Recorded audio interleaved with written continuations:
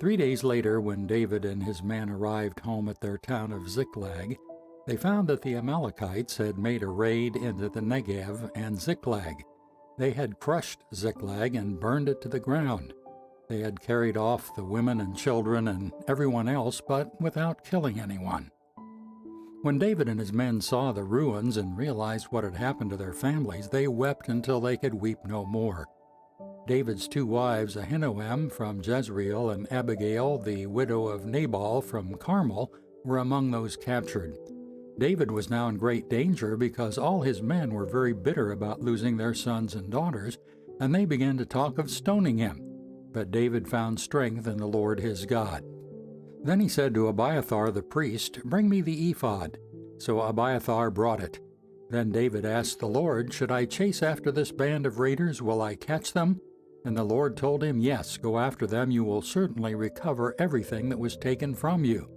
So David and his 600 men set out, and they came to the brook Besor. But 200 of the men were too exhausted to cross the brook, so David continued the pursuit with 400 men. Along the way they found an Egyptian man in a field and brought him to David. They gave him some bread to eat and water to drink.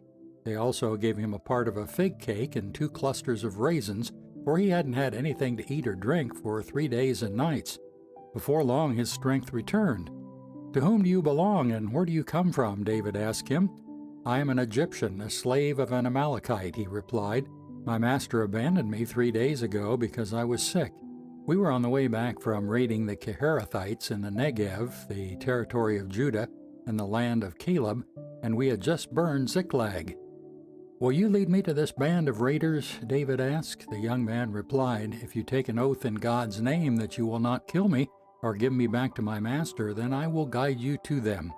So he led David to them, and they found the Amalekites spread out across the fields, eating and drinking and dancing with joy because of the vast amount of plunder they had taken from the Philistines and the land of Judah. David and his men rushed in among them and slaughtered them throughout the night and the entire next day until evening. None of the Amalekites escaped except 400 young men who fled on camels. David got back everything the Amalekites had taken and rescued his 2 wives. Nothing was missing, small or great, son or daughter, nor anything else that had been taken. David brought everything back. He also recovered all the flocks and herds, and his men drove them ahead of the other livestock. "This plunder belongs to David," they said. Then David returned to the brook Besor and met up with the 200 men who had been left behind because they were too exhausted to go with him. They went out to meet David and his men, and David greeted them joyfully. But some evil troublemakers among David's men said, "They didn't go with us, so they can't have any of the plunder we recovered. Give them their wives and children and tell them to be gone."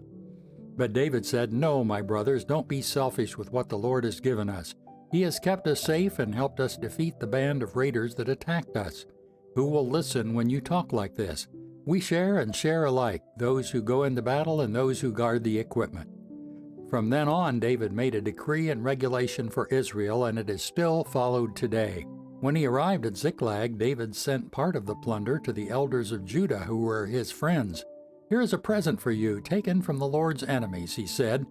The gifts were sent to the people of the following towns David had visited: Bethel, Ramoth Negev, Jatir, Aroer, Siphmoth, Eshtemoa, Rachel, the towns of the Jerahmeelites, the towns of the Kenites, Hormah, Borashan, Etok, Hebron, and all of the other places David and his men had visited.